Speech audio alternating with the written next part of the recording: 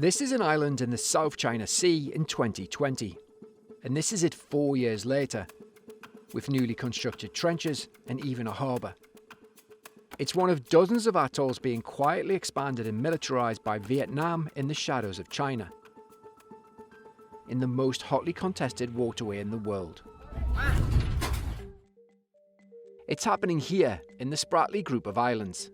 The archipelago is made up of naturally submerged banks and reefs. Vietnam claims around 20 of them. For around a decade, small numbers of troops have been stationed there, in concrete buildings seen in these state media videos. But now, Vietnam is rapidly expanding the outposts and building more military infrastructure on top. We can see excavators, and this one's actually in the process of kind of shifting material around. That's Harrison Praetor. His analysis of high-resolution satellite imagery reveals how Hanoi is reclaiming new areas at a record-breaking level. And over here is actually a large pile of material that they have yet to spread out and expand the islands in the areas where they want to. In just 3 years, Vietnam has increased its artificial land tenfold in the Spratly Islands, located in a crucial waterway. A huge amount of shipping traffic, international trade, goes through the South China Sea along these sea lanes. Around a third of global trade passes through the region. That's trillions of dollars worth every year. The area is also filled with disputed oil and gas resources, as well as disputed fisheries. Claimants have rights to resources inside boundaries set by the UN's Law of the Sea, which says coastal states can exploit waters up to a 200 nautical mile limit, known as an Exclusive Economic Zone, or EEZ.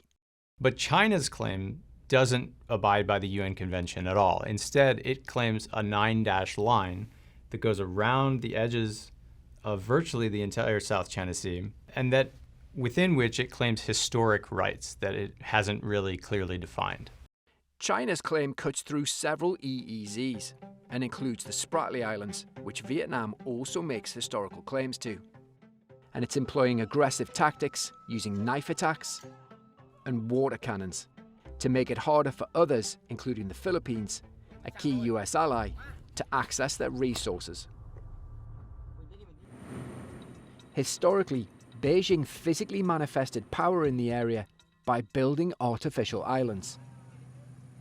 On top of them, it added observation towers, runways, and other military infrastructure. One method it used to do this is a controversial technique called cutter suction dredging, seen in this satellite image. Now Vietnam is expanding its own footprint, using China's tactics.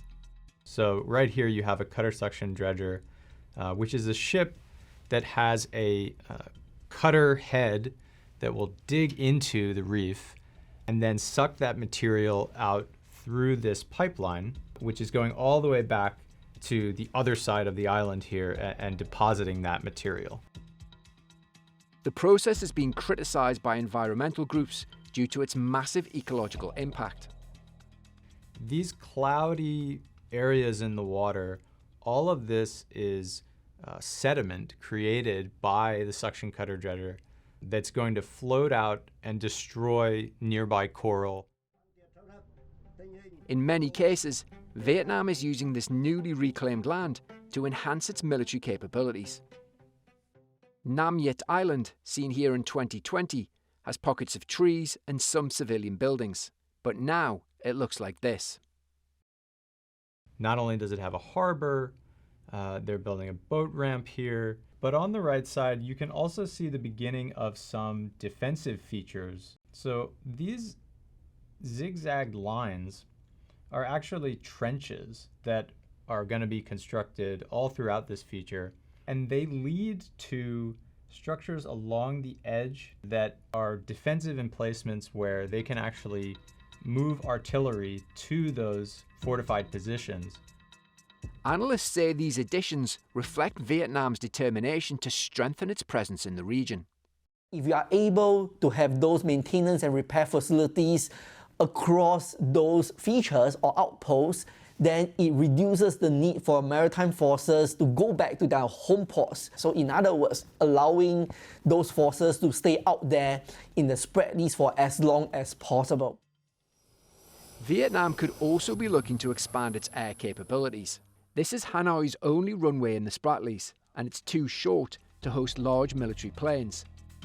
But in just 6 months, Vietnam has rapidly lengthened one of its smallest outposts. If it wants a 3,000 meter runway, this 4,000 meter long feature would be a good place to put it. In contrast to its actions against the Philippines, China has not physically responded to Vietnam's new expansion. So when people are looking at the huge reclamation effort from Vietnam, it's having people ask the question, why isn't China responding to this, which is strategically a much more important move? The developments highlight Vietnam's unique geopolitical position. It's the only country that the leaders of the US, China, and Russia have all visited in the past year. Hanoi has used this bamboo diplomacy, flexible but firmly rooted, to hold close ties with these strategic rivals. But Vietnam's expanding power in the Spratly Islands remains a delicate balance. I think it is probably best to sum it up as a geopolitical conundrum for Vietnam. If China starts to perceive Hanoi's expansion as a threat, military analysts say tensions may spill over. It's not matched China yet, but it's speeding up and we don't know when it's going to stop. Historically, Vietnam have fought wars with China. It is not just in the more contemporary times, but even dating back to the ancient dynasties. Despite the history, they will coexist. And Vietnam is trying to manage that properly and not unnecessarily get into any potential conflict with China. But that doesn't stop Vietnam from preparing for what they likely believe to be the worst case scenario.